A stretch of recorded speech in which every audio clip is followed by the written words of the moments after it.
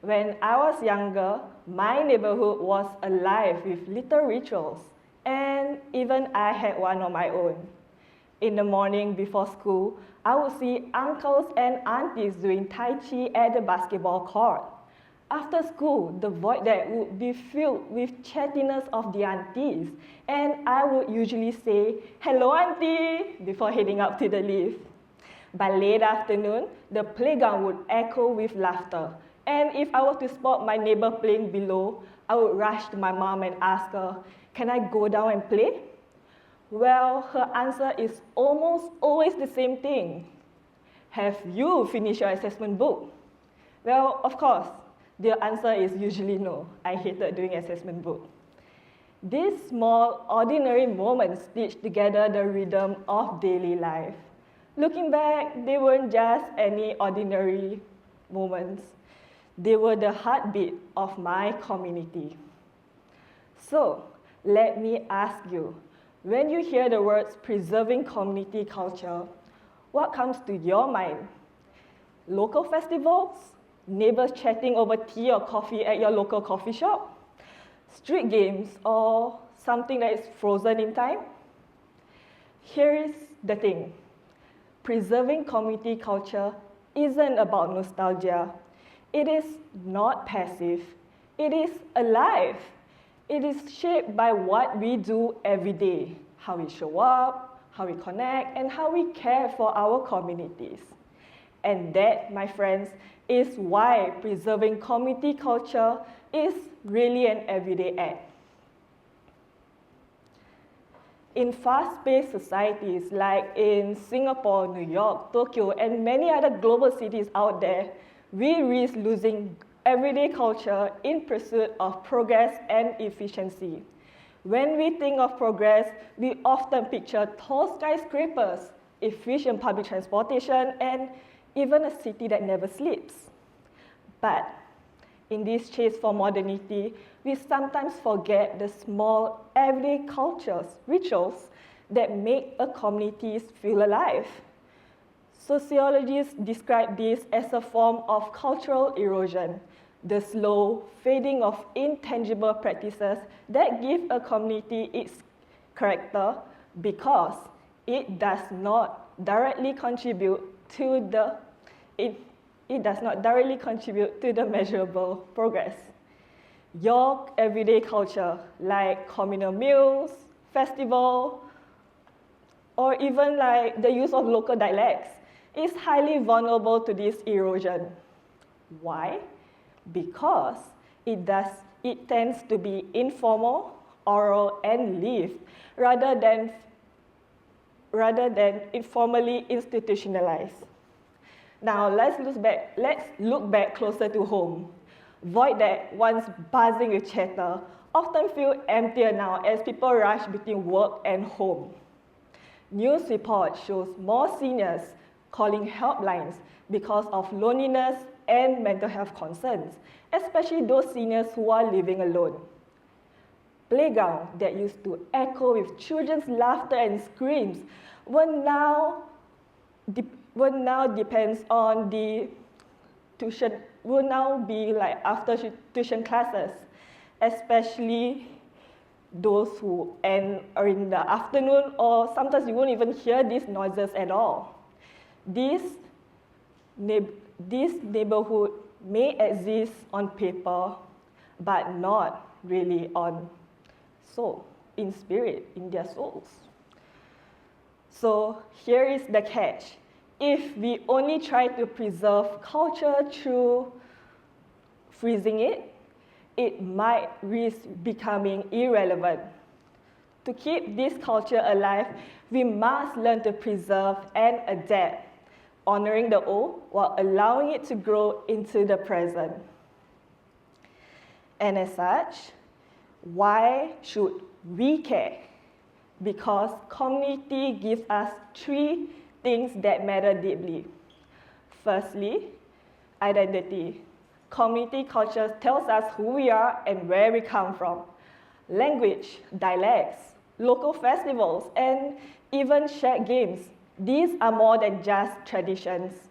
They are the threads that weave us into a community. Second, the sense of belonging. Everyday acts like greeting a neighbor or asking the people in the community, like, how is your day? Have you eaten? Or even sharing the extra food reminds us that we are a part of something bigger, something that can support mental health, especially in a world that moves so fast. Lastly, resilience. Community with strong bonds weather challenges together. Neighbors become lifeline and rituals become stabilizing anchors.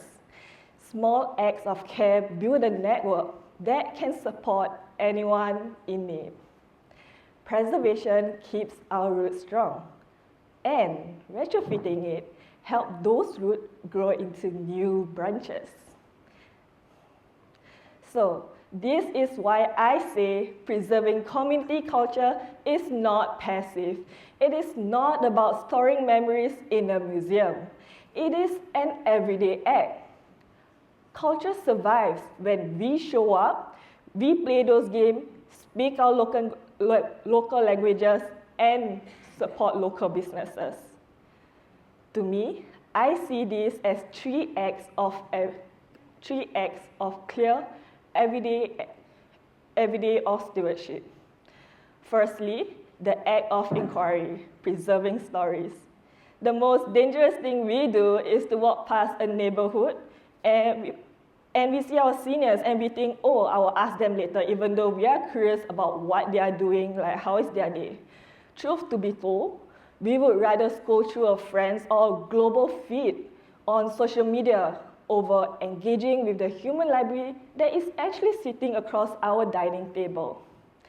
Inquiring is the first and the most simplest form of everyday preservation. It means intentionally seeking out the recording, the knowledge of your own elders. This isn't just polite listening, this is active journalism. Through Project Intergen, a program that I am advising in Seletar Serangoon Youth Network, my team and I create long-term series of activities, both outdoors and indoors, for the seniors and youth in my community to enjoy and foster meaningful intergenerational bonding. The youth, including myself, learn about the seniors and their stories, while they showed some concerns like being unable to speak Chinese fluently. Surprisingly, the seniors were more than eager to share their stories and also to teach the youth some Chinese. For me personally, the seniors were surprised that I could actually speak Chinese conversationally as a non-Chinese myself. Through the Gen Exchange board, where both seniors and youth ask and answer questions to one another, we hear laughter, memories, and wisdom that could otherwise be forgotten. When these stories are shared or retold in groups of friends in school, they are no longer just preserved. They are retrofitted into the memory of the next generation. Secondly, the act of choice, preserving spaces. When we opt for the easy, globalized option, ordering from a giant chain shopping online, we might save 5 minutes, but we cost our community its soul. Choice is the most immediate form of preservation. Simply to put, it means choosing wet markets over hypermarts, and in local convenience shops, like in Singapore, we call them the mama shops, over global brand convenience stores. In mentorship led by my youth network, we guided mentees ages 11 to 15 years old to actively engage with our own neighborhood. Buying snacks from a mama shop might be slightly less convenient or familiar than a global chain, but in doing so, they are preserving our community culture. Even when the session focuses on the financial literacy, the choices they make have a deeper impact, sustaining the very spaces that make our neighborhood alive. And beyond survival, these spaces can be retrofitted for today. where a mama shop isn't just a convenience store, but a classroom for financial literacy, a connector for neighbors, and a living symbol of culture adapted to today's need. Lastly, the act of bridging, preserving relevance. The act of bridging means taking traditional cultural elements and weaving it into the modern forms to ensure continuity. We need to be the bridge, connecting the old wisdom into the new platform. For example, Korea Culture, a startup initiative by Zahid and his friends, is a performing arts collective that aims to create, share, and preserve rich tales of performing arts in Singapore.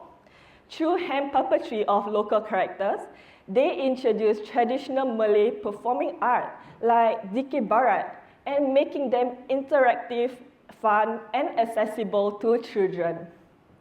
This is culture, alive, playful, and relevant today. But bridging doesn't stop within our own borders. On a larger scale, I've experienced how cultural bridging can travel across nations. During my recent exchange in the United States with the YSEALI Academic Fellowship Program, where we had a potluck during the final week at my host institute, James Madison University in Harrisonburg, Virginia, on that day itself, I clearly remembered that I was sick and I was in the hotel room sleeping.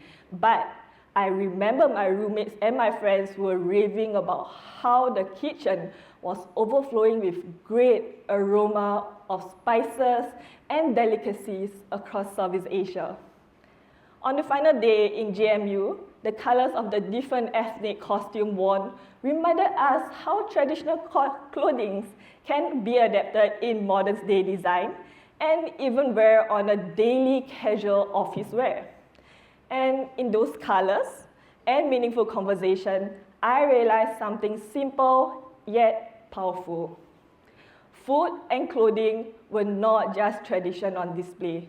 They were the living bridges connecting us through memories and meaning. Just like how batik art connects the Malay archipelago, like Singapore, Malaysia, Indonesia, and Brunei, these shared experiences reminded me that preservation is not about freezing traditions in place. It is about pollinating ideas across generations and borders. It is weaving the old into new so that the next generation doesn't just inherit the culture, they live it. And with that, preserving community culture is not a grand, passive project for other people. It is actually yours.